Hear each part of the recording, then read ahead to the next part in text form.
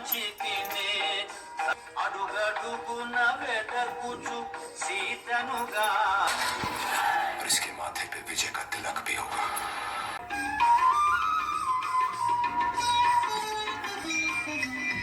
బంగారు మేని కాంతులు నెరయా మంతశకంఠుదివ్యమానముగా చేరెను అశోక వనము వేగముగా రాముడు నీకు సరిగా నివాడు తను పడడు తను సుఖపడడు